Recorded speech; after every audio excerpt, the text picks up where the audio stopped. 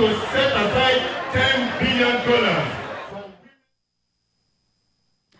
At this point, let's take a short break, and when we return, it will be time to speak with the governorship candidate of the PDP in Kaduna State, Ashiru Kudan, on the party's chances in the election. Please stay with us.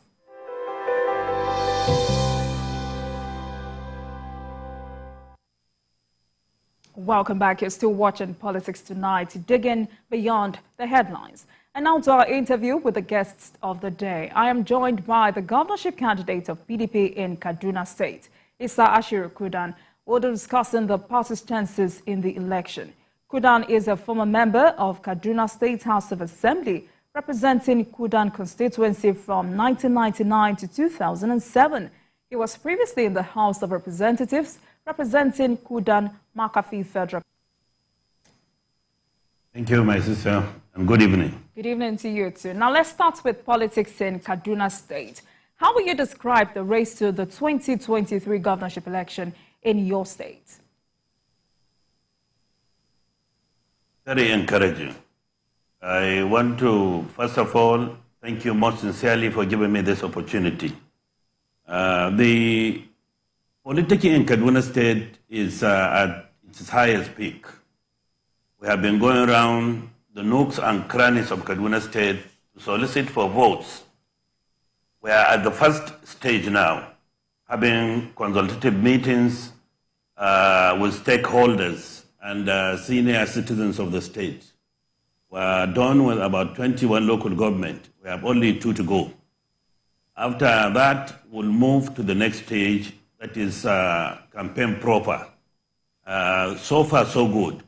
With what we have seen, I want to assure you that PDP is back and will, by the special grace of God, clinch that seat come 2023, inshallah. All right. I would also like you to rate the chances of PDP in its desire to dislodge the APC from power, despite over 10,000 members of your party in Giwa local government defecting to the APC last November. Well, let me assure you that the information you got in respect of the campaign of 10,000 members of PDP is not true in Giwa local government. I was in Giwa last week, and with what we saw and the number of the campaigns we did, is something that we have record at hand. I want to assure you that PDP is back. The people are tired of insecurity, hunger, poverty at its highest level. The truth of the matter is that what you hear is not what is on ground. Because they have power of media, they go around saying all sorts of things. The truth of the matter, things are working stronger for PDP. They have performed woefully, and the issue of insecurity, as confirmed by the governor. All right, Honorable Kudan, we'll quickly have to go on a commercial break. When we come back, we will continue this discussion.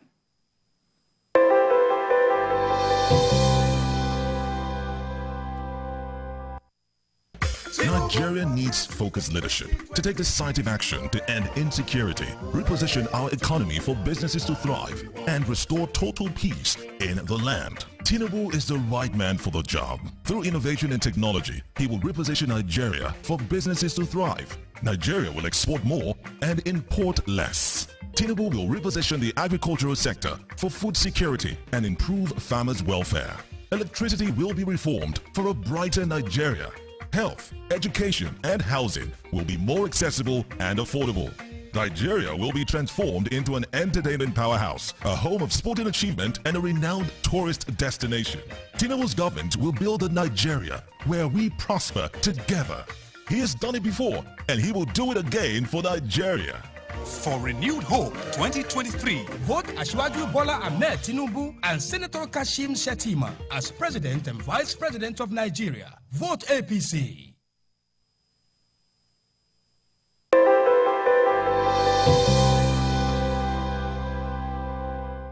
Welcome back to Politics Tonight, and we have the governorship candidate of the PDP in Kaduna State, Ashiru Kudan. We're talking about the party's chances in the election.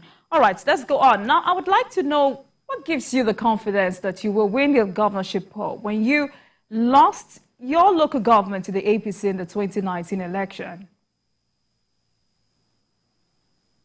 Well, I know the situation that is on ground. The unfulfilled promises of the APC has given me the confidence to tell you that we are good to go. During the last local government election, there was a dramatic shift in constituting the local government that is in place now.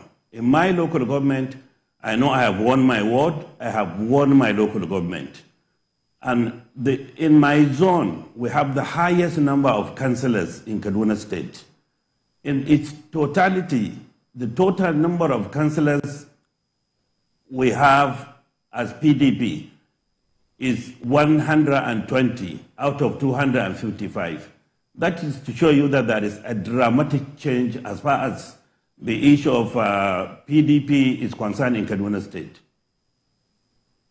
All right, but then, don't you think the internal wrangling within the PDP, especially the yet-to-end legal battles between the two chieftains laying claims to the Kaduna Central senatorial ticket, will... I don't think so. We are campaigning for PDP as a party, not individuals. Whosoever emerged, we are very willing to go with him as our representative within the 2 senatorial districts. So PDP is on. We are campaigning for PDP, not an individual. So be rest assured that we are on course. We don't have any fear as far as the issue of litigation is concerned. Whosoever emerged, PDP will win by the special grace of God. But then, has there been any effort to reconcile both parties? We are on it. We have been on it. The incoming vice president, by special grace of God, has intervened. The candidate, presidential candidate, has intervened too. But because of local issues, PDP, by the special grace of God, will clinch the Don 2 seat. All right. There is also a legal battle within the Kaduna APC and other internal wranglings. How united is the PDP in the race to take power from APC? We are combat ready. Their problem is their problem. That is, I want to thank you for bringing this matter to the table. It is true that they have serious cracks within the APC as party. And we'll definitely capitalize on that because this game is about interest. And we are reaching out to those that have the problems. And we are in discussion terms. Be rest assured that we'll be there. All right. Honorable Issa, you have said repeatedly that you will reinstate the workers sacked by the El Rufai government. Will that include the teachers who were found to be incompetent by the government? Well, it is true that I have made that categorical statement. What I meant by that is that a committee will be set up to review cases of retrenched staff with a view to bring in those that have no problems.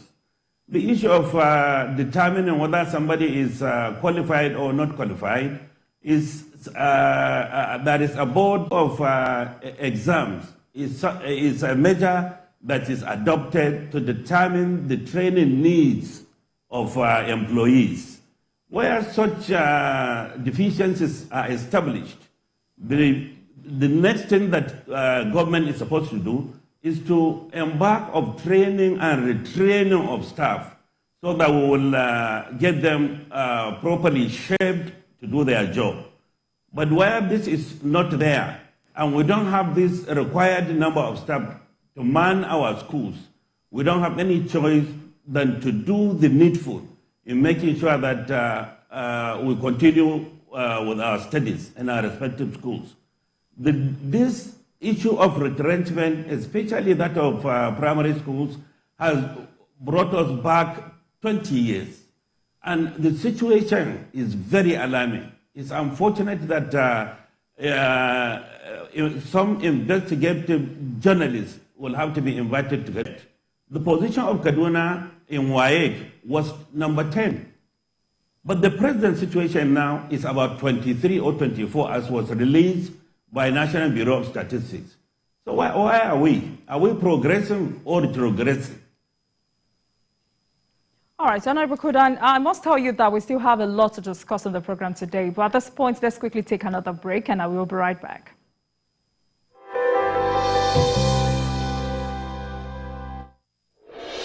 On the 25th of February, Nigerians will go to the polls to elect President Muhammadu Buhari's successor, as well as the 109 senators and 360 members of the House of Representatives who will make up the 10th National Assembly. On the 11th of March, 28 out of 36 states will choose their next executive governors. And the 993 members of the state houses of assembly across the country will be decided. With over 93 million registered voters, Nigeria is on course for 7 cycles of uninterrupted general elections since return of democracy in 1999. Join me on TVC News for the countdown to the February 25th national election and March 11th state election for all the updates and analysis you need to know. Every weekday at 6 p.m.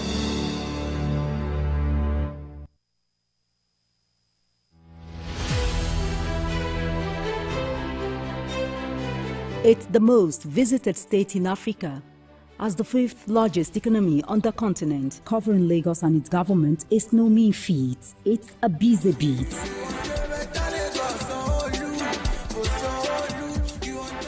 We go beyond the cutting of tapes to traveling far into the deep. I want to thank the Lagos state government for this. A greater Lagos shall be ours. Stories that define our collective well-being as Lagosians. I'm Adedoja Salamadini. I live in Lagos, inside Lagos.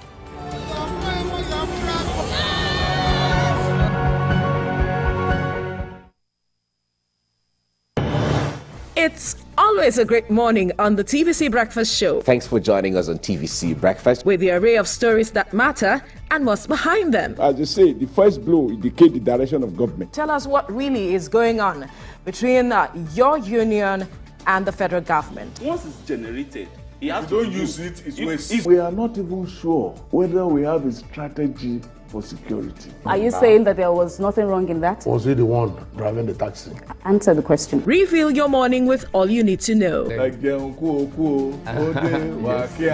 Yes, just mundane lyrics. Yes. How does that fit into your scheme of events or duties right now? No chief of staff, no general has the right to call a governor to order. The governor has been elected by his people. Start your day right, because this is the breakfast show that adds to your breakfast. TVC Breakfast, weekdays at 7 a.m. only on TVC News.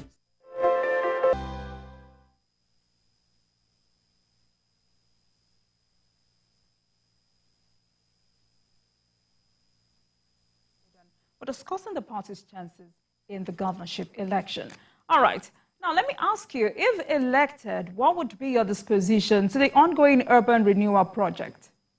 On the issue of urban renewal, if projects that are ongoing, let me be categorical, and they are beneficial to my people, we will definitely continue with that. There will be continuity in governance. But areas where that they are not in our interest, we will discontinue with it. The truth of the matter is that we have 23 local governments in Kaduna State. For me, there has to be fair distribution of developmental programs for every nook and cranny of the state to reap the benefit of governance. But for one to have decided to select some local government to the detriment of the majority, I don't think it's fair. And for me, fairness, equity, and justice should be uppermost in all that we do.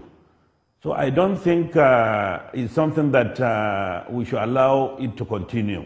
We'll definitely spread projects, developmental projects, to the nooks and crannies of Kaduna State from within the 23 local government areas we have, not the 4 or 5 local governments that they are currently working on.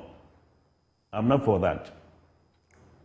All right, another very important issue. How do you intend to tackle the age-long farmers-herders clashes in southern Kaduna and the banditry which has rendered farming communities inaccessible and impoverished thousands? Thank you very much, Bola. The truth of the matter is, the best thing a leader should do should identify the problems that bring about this crisis and the hardest farmers' clashes. We had it before, especially the farmers' hardest clashes when we were in government 1999-2007. A committee was set up from within the same locality, and issues were addressed, and they themselves, as committee, provide solutions to these problems. And the problems was sorted out once and for all. The issue is that we have to be open and work side by side with the people in government. That is the only way that people will have sense of belonging, and issue of security is something that can be tackled when you involve the communities. For instance, what aggravated the security problems is the vacant and governed land that is in our state, the lands. They were forcing people living within that community to be paying tax to bandits.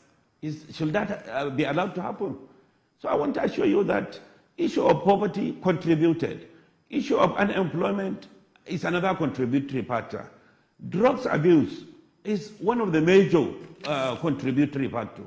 So I want to assure you that given the opportunity, we'll make sure that the issue of living and governed spaces will be filled up. We'll bring back this village and district heads to make sure that we have people that are overseeing this ungoverned land.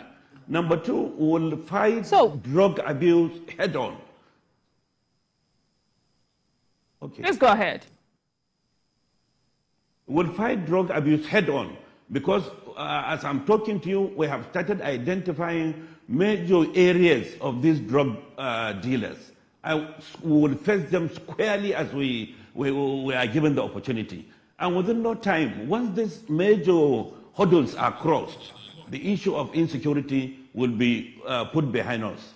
The issue of having to open up and discuss with these bandits is they are human beings like us. We can do that and make sure that we bring this matter to an end. They have been speaking, but according to them, people are not hearing. And once you allow room for discussion, issues can be resolved on the table. And I think we should give that opportunity so that peace can be restored, and everybody will move with will go to bed with his 2 eyes closed.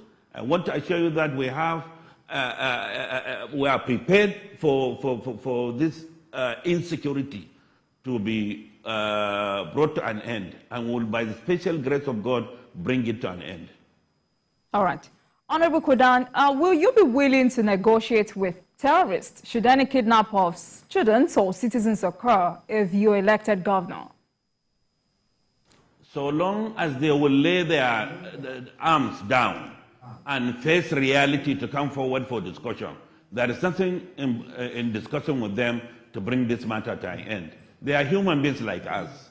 And I feel once you talk to those that matters, this thing can be brought to an end by the special grace of God. All right. You know, Nigeria, including Kaduna State, is facing rising debt. I would like to know, how do you intend to tackle this for you to get revenue to develop the state? Sister. Unfortunately, the debt that was collected was about $595 million, the World Bank loan that was collected. When you convert it to naira, it's about 360 something billion naira. Unfortunately, this loan was collected for no other purpose than to finance consultancy and training alone, no capital component in it. 78% of the loan that was collected was meant for consultancy and for consultancy services and training.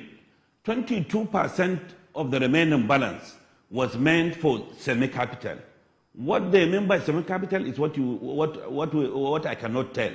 But the truth of the matter is that this thing is in the website of the World Bank, and the monies were released in its entirety. So the level of indebtedness, apart from the local debt, that is to the tune of about 86 billion naira.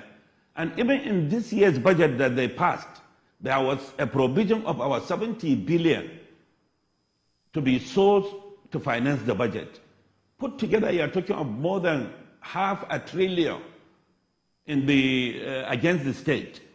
For me, you may have to hold on for a minute.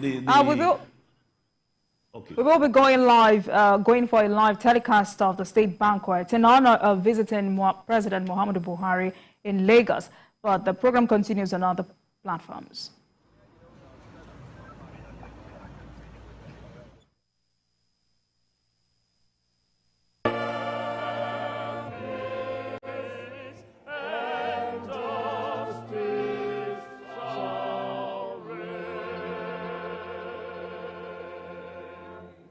Long live the Federal Republic of Nigeria. You may please be seated.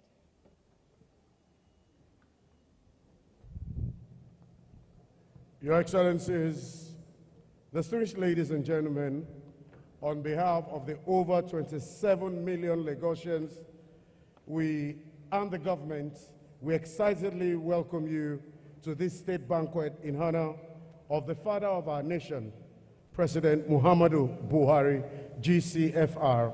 Please, let's give our father a round of applause. Mr. President, sir, we welcome you to the land of endless opportunities. We welcome you to the land that countless Nigerians troop to on a daily basis to actualize the Nigerian dream. We welcome you to the Lagos, the greener pasture of Nigeria. We welcome you to Babajide Olusola Sanwo-Olu's Lagos. We welcome you to the land of the city boy, Ashiru Bola Ahmed Tinubu.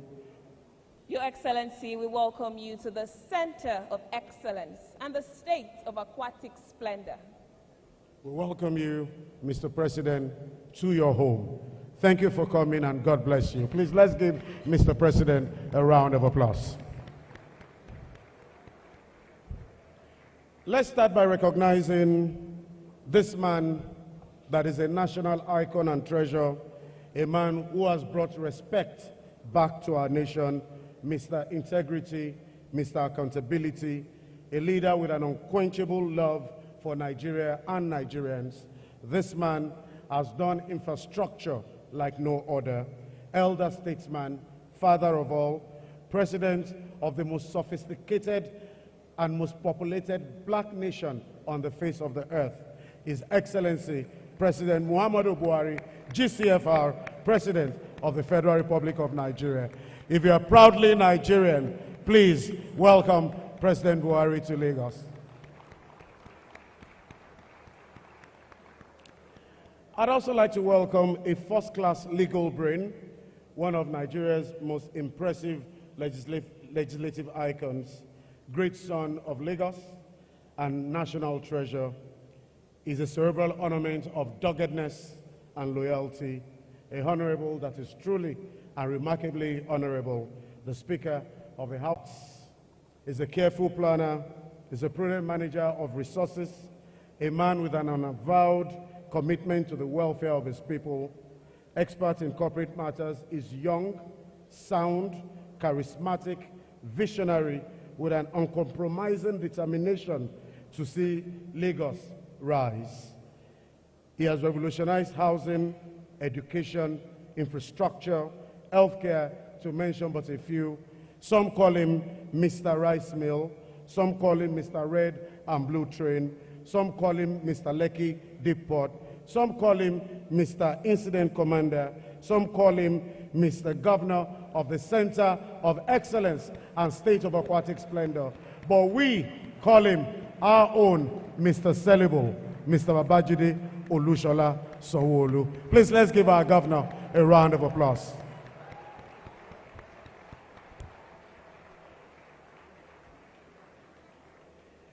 Your Excellencies, distinguished ladies and gentlemen, there's a man that we all adore. He's an epitome of dynamism, intellectualism,